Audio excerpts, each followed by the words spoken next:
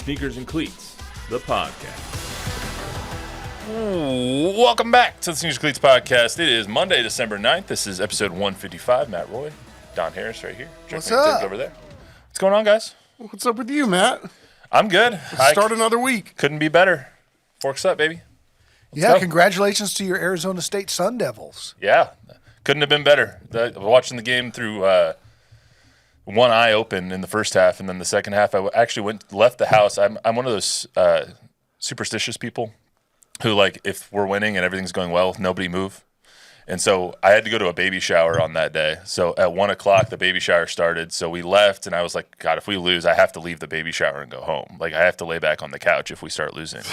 And so I got to the baby shower. Luckily, they had the game on at Alamo Cafe where the baby shower was being held. And three turnovers later and 3 touchdowns later, I was like, all right, well, I'm watching every game here from now on, apparently. So turned out pretty good. But, yeah, my weekend was solid, guys. How about you guys? With that incident, as Chuck likes to say? Yes, free of incident, lots of rest, a lot of fun. Yeah, I Yes. went to Austin for a music show, had a really good time, had a really good meal. You ever eaten at the Roaring Fork? I haven't spent a lot of time in Austin. Very, very nice. What makes the fork roaring? I don't know. There's a fork, but since it's roaring, it is the Roaring Fork. Very, very good. The Roaring Fork in Cibolo? In Austin, downtown Austin. Yeah, Huh, it's interesting. a good time. The Paramount Theater is a lot like our Majestic, maybe a little smaller, but very old, like 100 years old and really nice. Good music background. Well, got a lot to talk about. We didn't have a podcast on Thursday because we had some, Mark Broussard. scheduling issues, but back today. Happy to be back here sitting next to you guys. Before we get started, I want to remind everyone, subscribe to the YouTube channel, News 4 Fox SA. If you're so inclined, download, rate, review. The podcast last Monday did extremely well, so thank you to everyone who tuned in and downloaded, rated, and reviewed. We got Spurs back in the win column last night, beating the Pelicans 121-116. Pelicans maybe the most injured or second most injured team in the league right now because of how many people are down for them. I think the Magic also might be on that short list of superstars. Magic still wins, though. I know Magic are winning, but I don't know how they're doing it with 2 guys with torn obliques out for the year and 2 of their best players. So we can talk about that. We're also going to talk about Chris Paul reaching a huge milestone, becoming the second leading assist man in the history of the NBA, passing up Jason Kidd with 12,099 now, I believe, is what he has. Wow. Really cool moment last night when that happened. Plus, the Cowboys, once again in prime time, and this time still with a chance to make the playoffs, I guess. They're playing the Bengals tonight on Monday Night Football. What can we expect from them? Will a 6-7 record, if they win tonight, cause you to start having a little bit more belief in this team, even though they start to be seem to be hitting their stride a little bit? Might be getting some reinforcements back tonight with Trayvon Diggs and all those guys. Talk about that. Plus, the college football playoff revealed. We have our sheets of integrity. The bracket has been revealed. And so we'll talk about the CFP, and I'll try not to talk too heavily about the Arizona State Sun Devils. So I don't know how successful I'll be. But we do have trivia today. Back. Mamas, don't let your kids grow up to be anything but baseball players, all right? Juan Soto signs a 15-year, $765 million contract. How old will he be? He'll be 41 at the end of this deal. And what's his last year's salary? His last year, it'll be 55 if he re-signs. There's an opt-out after the 4th year. 55 Million. million at 41 years of age. The best part about this is, before we get to the trivia question, the best part about this, I did the math last night. He makes, for the next 15 years, $5,821 an hour for the next 15 years. Righteous bucks. Just in the time we're making this. $51 million a year. It's insane. Yeah. Anyway, so my trivia question is off of that. Juan Soto has the most walks of any player through their age 25 season. Who is second among in NB or in MLB history? Who has the second most walks through their age 25 season? I don't expect either of you to get this, but I thought it was interesting. Does he have 500 home runs? I believe so. Maybe Bonds then? It's a good pick. He didn't cheat. I'll give you that. But Bonds got We a don't lot know of that hits Bonds later. cheated either. Bonds cheated Wink, later. wink. Later. Who hit a ton of home runs early? How about Fat Albert? Willie Mays? Okay, that's a good guess. It is Mickey Mantle. Mickey Mantle is 99 short of Juan Soto. Juan Soto, through his age 25 season, has been walked 769 times. Mickey Mantle had 670 through his age 25 season. I was just reading an article this morning, thought that was interesting, so I figured, and I wanted to get Juan Soto into the podcast somehow because I just can't believe how much he just signed for. I have a picture in my phone of all the Nationals walking out of Houston for Game 7, and he had a bottle of champagne in his hand after they won the World Series. He wasn't old enough, right? That's what I was thinking. It's like, oh, man, this might be a scoop. Take a picture of the guy with a champagne bottle in his hand. He's not even of age. Yeah, I thought he just turned 21. Did he? So Good for him. that's my memory of Juan Soto, and now my memory is going to be a lot different now with that kind of bank. Jeepers creepers. My goodness. I didn't think anyone would surpass Shohei Ohtani's $700 million last year. I mean, he still wins the AAV award with the $70 million a year, 10 years What for are the $700, chances, but though, that these guys really see all that money? Are they It's good? guaranteed. It's fully guaranteed. Yeah. He could get hurt tomorrow. He'll still have that money. Man. It's insane. Anyway, I'm sure there's different clauses in the contract, but besides the point, it's fully guaranteed contract. None of it's deferred either, which means Steve Cohen's just going to be writing checks, baby. He's just writing checks as soon as that day comes up. Anyway, let's get to the Spurs here. A couple of things I want to get to. Spurs beat the Pelicans last night, 121-116. Wasn't their best showing, especially when you're playing a team that's as injured as the Pelicans are. Scary moment earlier in the game. Wemby just coming back from a back injury, tweaked it again early in the game last night. Decided to come back early in the second quarter. Still ended up with 25 and a pretty good stat line.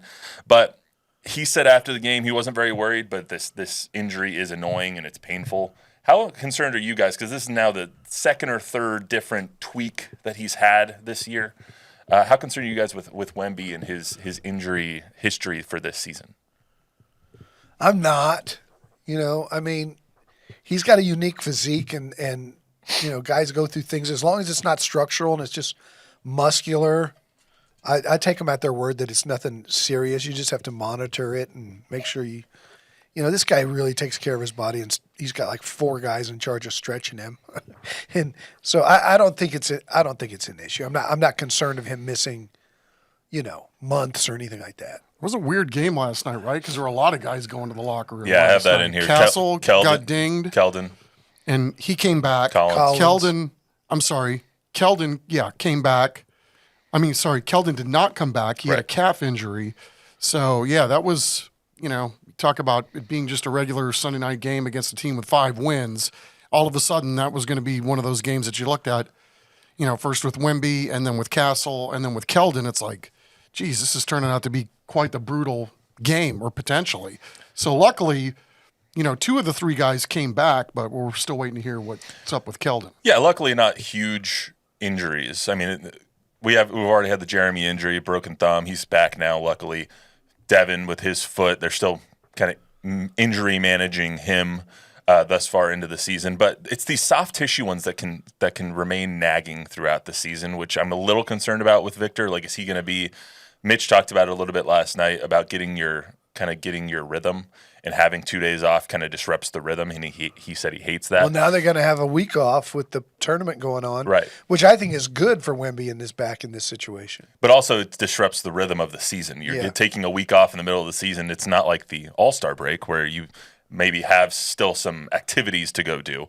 You're really taking a week off in the middle of the season. Obviously, you're going to practice throughout that, but is that going to disrupt the rhythm even more? These soft tissue injuries are always those ones that are kind of nagging, that calf injury, that lower back, that maybe that hammy, things like that.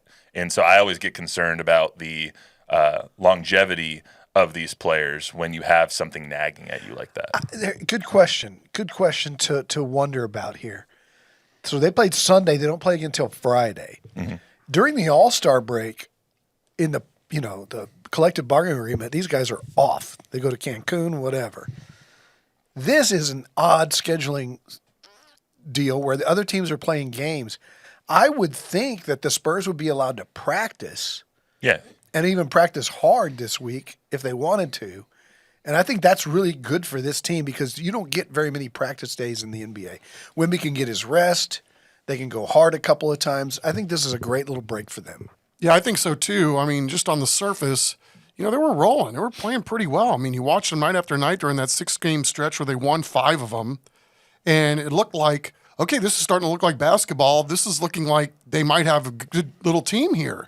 Now, it's been a little bit of a rough stretch over the last 3 or 4 with the integration of trying to get Vassell and Jeremy Sohan back into the flow of things. And, I think, to Don's point, this can be very beneficial because this team was playing pretty darn good basketball, and now they got reinforcements back, but now they're back to playing choppy and, Giving up lapses at 140. times. And Yeah, that was They quit playing defense was for 2 or embarrassing. 3 games in a Yeah, row. there were some lapses in the fourth quarter, too, last night that were just like, you got to be kidding me. I mean, it was really, really hard to watch at times. Well, that goes to one of the other things I wanted to talk about here. Mitch Johnson has been very critical openly about this team's effort at all times. And Pop has challenged players in the media at times before. You see great coaches challenge players through the media all the time.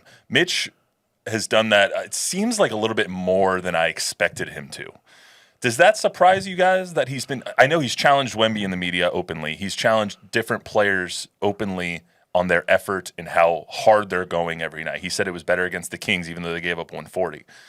Does that surprise you guys at all? No. I think he's not to take anything away from Mitch. I think he's doing a fantastic job. But I think he's parroting what he's being told on the phone when he talks to Pop. Pop's not going to allow Mitch to allow those guys to get off the hook, right? So, I mean, this is a big picture, all-inclusive deal that starts with Pop. And I think Mitch is carrying out that mission too. And I know Mitch is his own guy and he has his own opinions, but I think he'd be in a deadlock agreement with Pop of those kind of things cannot be tolerated. Pop would probably be a little stronger in his comments, calling them soft and calling them out after a couple of those games. But Mitch, to Mitch's credit, he's calling it like he sees it. Yeah, I think that's my take too, is that Mitch seems to be his own man. And to me, it doesn't appear that he's just keeping the seat warm until Pop gets back at some point, if that's what ends up happening. I mean, to me, he's acting as though he's the head coach. He is at the top of the pyramid of this whole operation right now, especially when it comes to what's going on the floor. And I get the sense that anything that he's saying publicly isn't anything that he hasn't already addressed with the team, right? So, if this is what it takes to motivate your players, to publicly shame them a little bit about effort, because to me, if you're watching some of these games, I think those are some of the questions that I have too. It's like, how come these guys aren't going full tilt all the time? And Mitch has said it before. We're not going to play you that much where you can't be given maximum effort every single moment on the floor. This team is deep enough, and we're going to rotate guys in and out that we can give you a breather if you need one. But when you're on the floor, we expect you to go 100% all the time. To that end, you said he's kind of mouthing what Pop gives him over the phone. How much anonymity do you think that he really has as the interim head coach right now, filling in for one of the greatest coaches of all time? Autonomy, you mean? Autonomy, excuse me. Sorry. Oh, Wrong word. I think Pop trusts him to do what he feels is right. I do think, though, that Brett Brown and Pop and Mitch and Matt all are in agreement, and this has always been the case since 1997, right? Pop is notorious for leaning on a young Mike Budenholzer who was in his first year and saying, let's do what this kid says. That's a good idea. And anybody who's ever coached for Pop, all of them, from Mike Brown to Steve Kerr, Steve played for him, but any of these guys, Bud, all these other guys that have coached for him, the guy that was coaching Washington the other day is a former Spurs intern/assistant.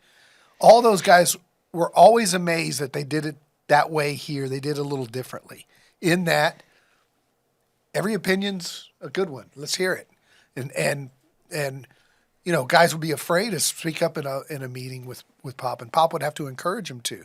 So I think, Pop encourages Mitch to be Mitch. And if he's got a great plan that's different than Pop's, or that's we don't know if it's different from Pop's because Pop's not talking because of his health, then he's going to trust Mitch. And Brett and all of them. And he has autonomy because he's the guy that's been selected to be in that seat. But to know Mitch is to know that he's also leaning on Brett Brown and leaning on Matt Nielsen and leaning on Pop for their input. RC too, I think. Brian Wright too. Yeah, I mean, we haven't had any updates on Pop, so I don't know if there's any conversations going on between Pop and the organization at all. I'm just, my eyes tell me that Mitch is in charge. Mitch is the man. Mitch is the guy that's figuring out who's playing. He decides who to sit when he doesn't like what's going on. And, I mean, I'm going to just leave it at that. He's got a Steve Baser-like growl after the game, too. I kind of like it. Yeah, he loses his voice. He loses his voice every game. What's up, Pop? So Robert Smith has got a comment. Robert, welcome back. A regular watcher / listener. First of all, he said belated happy holidays to everybody. Happy holidays. And then he said he's glad to see CP3 get the record, but he likes more that the team found a way to win last night. Yeah, it's another one of those games that we've talked about, right, where the wheels came off and New Orleans went on a, 13-0 run or something to come back and get in it. And did they take the lead by one? Yep. Yeah. And then they find a way to win that. I think that's a game they lose without CP3 last year. Yeah, Chris Paul looked like, what are these guys? Like, he's on the court sometimes, and he's a coach on the floor, but he looked so upset at his teamates right there. It was like, are you guys playing? Like, there was no focus at all going on. And he's the rest of us, right? Yeah. Chris Paul's saying the same things, and it was cool. I think you're going to play the clip where they gave him that gift. Yeah. That's coming up next. And a couple of times in his little speech, he says, I know I'm a lot to deal with, and he's talking about, how much he demands. I'm on a the floor. pain in your rear end. Yeah.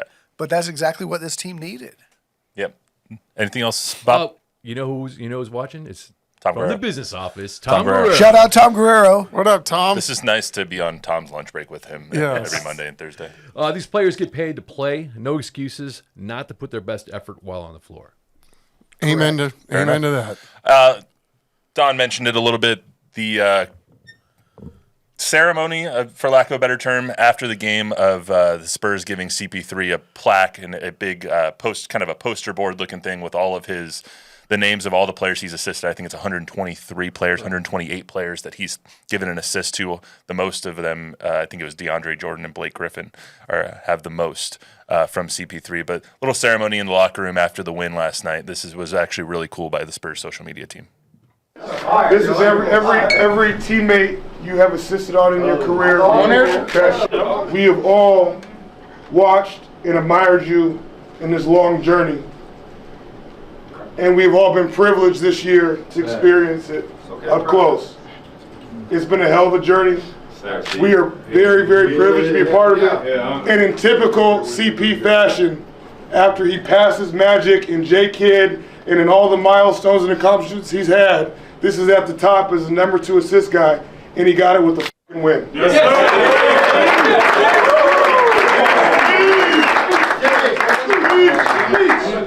Man, I can't say nothing but thank you, man. Seriously, man. I know I'm hard to deal with a lot of times, and I swear, man, I'm so grateful. You know what I mean? To be away from my family, y'all became my family, and so I know I'm a lot to deal with on the court, man. But I just love the hoop, and I hope that y'all get this opportunity to play as long as I have, man. So thank y'all so much. Really, really cool moment. You can tell how emotional he's getting and how he got with it, just because I can't imagine how hard it is for him to basically leave his family in California, and he just came. This is a business. This is business for him.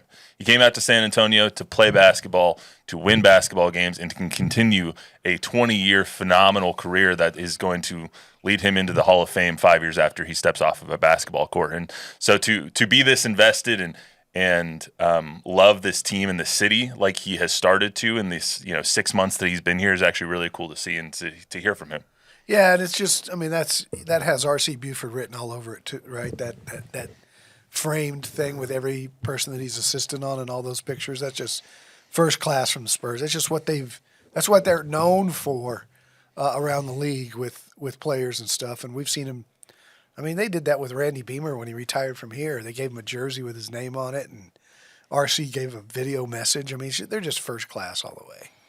Yeah, and then again, the other layer to this is, I mean, the timing of him being here, right, with Pop's health and not being on the sideline. I mean, to have this guy here and everything that he's about as a player, and then, coach on the floor, and go right down the line. I mean, the timing of him being in San Antonio at the tail end of his career, I mean, you think about where best would Chris Paul's services, whatever they are at this point in his career, where would they play best in the NBA? Probably in a lot of different places, but I can't think of a better place with this young of a roster that you would have a guy with that many skins on the wall and, to be able to guide this team through the storm here. Yeah. And I don't think that I would have said this 6 months ago, but if you were to ask me right now, would you re-up him for one more year after this year for the same money he's making this year? I'd say do it.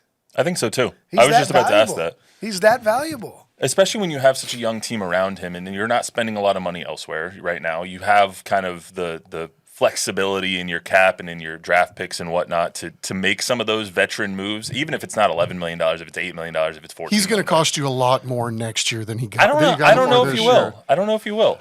$11 million isn't chump change, but Well, it's a mid-level. It's a mid-level exception. And that was all he was going to get on the That's open all he's going to market. get somewhere else anyway.